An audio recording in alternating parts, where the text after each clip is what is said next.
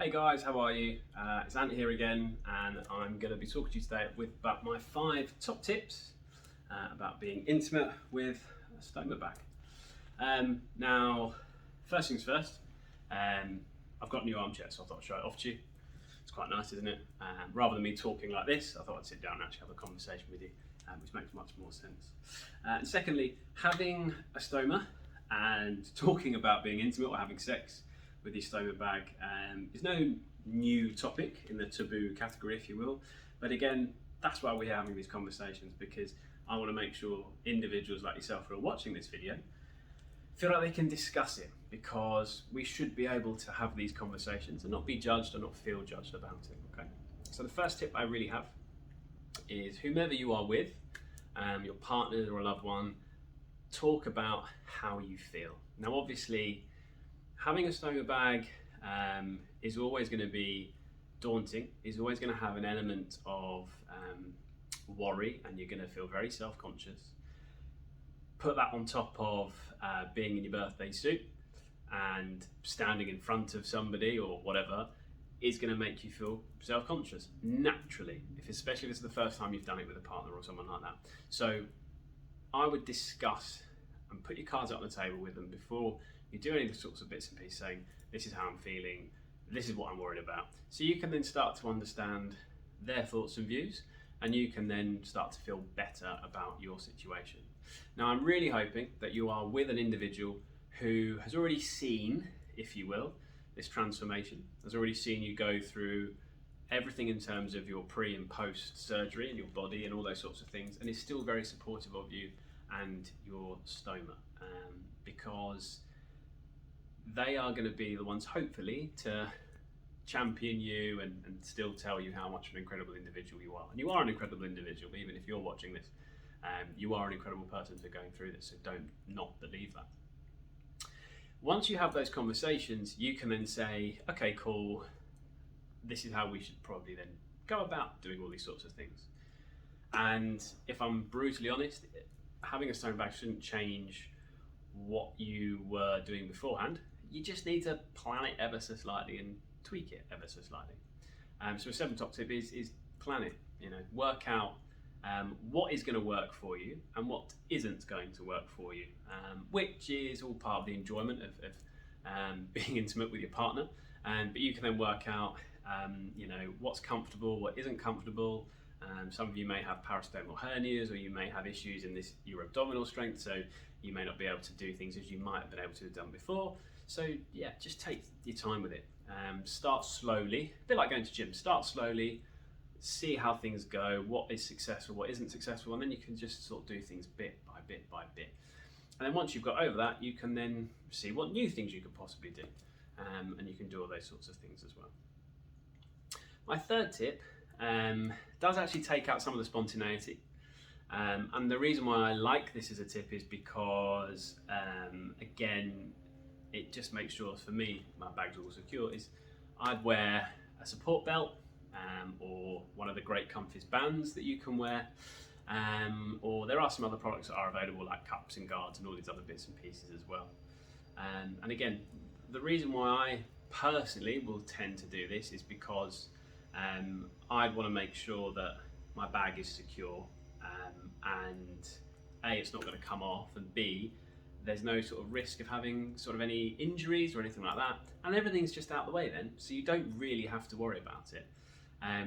If I'm honest, there are lots of people that are going to be the romanticists and passionate and all those sorts of things, and they'll be like, right, I've got to go get a strap, bear with me. Doesn't sound great, but please bear with me. In a sense, it does allow you to just make sure you are comfortable and you are secure with your bag and stuff like that. So I'd recommend those. And have a look at the Comfys website to see what other products are available for you as well. The 4th thing I would recommend as a tip is, once things have gone well, and they are going well, then see what else is going to be successful and other things that you could try. Because again, this is kind of like when you start going to the gym, you'll take things very slowly and you'll do things very much step by step, but that shouldn't mean you shouldn't be able to do what you were doing before. So have conversations with your partner as well to say, that did go well, this didn't go so well. Because again, the real key thing here is actually having your communication channels very much open so you can discuss everything that you were feeling. Because there may be things that you've tried that weren't very comfortable or actually didn't make you feel very good. So have those conversations, and you are hopefully with the same person that has made you feel this comfortable anyway, so you should still be able to have these conversations and feel comfortable in doing so as well.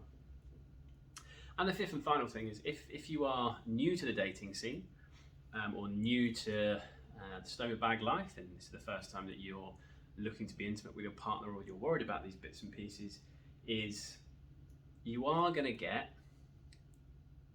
just as anything in life, you may get some negative experiences. And I know from experiences when I was dating, lots of people said, I don't want to deal with that, it's too much of a burden, or I don't like it, you don't look the same, whatever. All of those sorts of things are unfortunately a natural process in life. And if I'm brutally honest, if someone does say that to you, just say, thank you, next, bye Felicia, whatever. There's no point having a person in your life that isn't going to support you and your bag, okay, and give you what you need. Because if they don't like it, it'd be difficult. Personally, it's my experiences, you may be different, but I wouldn't want to spend time, and especially spend intimate moments with somebody that doesn't actually fancy me or doesn't actually want that as part of their life. So I wouldn't personally put up with that. That's my personal choice. And if that does happen and you are single and people are rejecting you, please don't worry, because the right people are out there.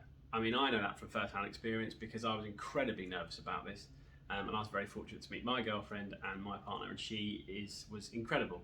She said the bag looks really, really cool, and she was so accommodating, so caring, and she loves the fact that I have a bag, because she says you're really confident and outgoing. Don't get me wrong, we laugh and joke, so you get it out all the time, and you're like this.